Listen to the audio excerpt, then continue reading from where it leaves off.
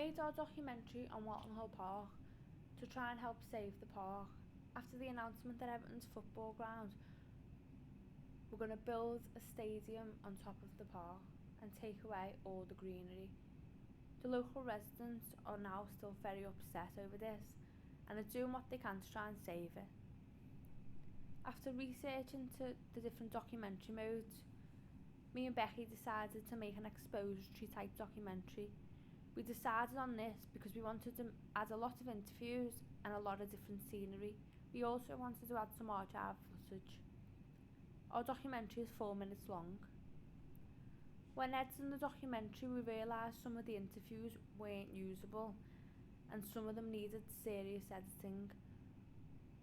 When we were filming, we panicked that there was not enough filler footage, but as we began to edit and went on, we realised that what we had was enough to produce a lovely looking documentary.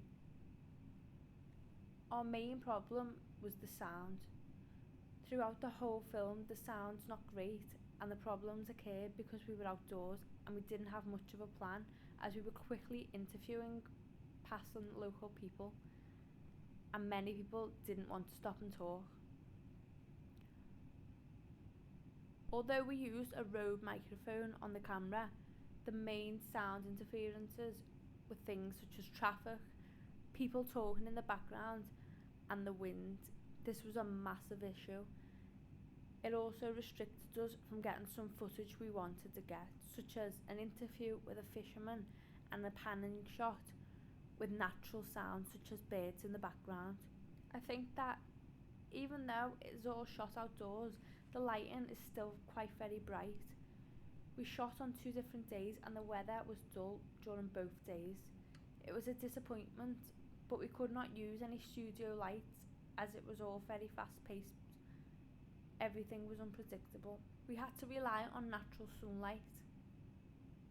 The problems we had with editing were that when we set the settings to start the project, some settings were different, so it made some of the shots looking widescreen and does not match up.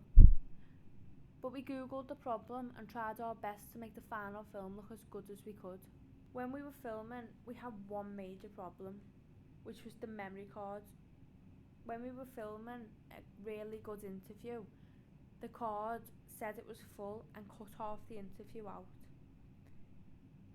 I was very angry and frustrated at this, so the next day we resolved the problem by taking 2 memory cards. Overall, I'm happy with the final edit and think that if we had more time to film and edit, that we could have made it a lot better. The sound is my main disappointment and something I wish I had more control over, but I'm overall happy with the lighting and the technicalities used throughout.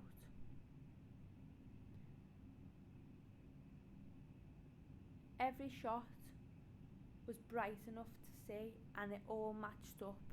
The lighting was not too dull to view in any.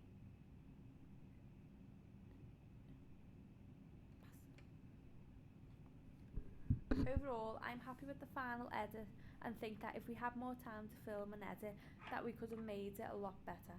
The sound is my main disappointment and something I wish I had more control over. My overall thoughts on the lighting are good, as everything shot is clear and bright and all fits in to the film. Nothing is out of place when it comes to the lighting.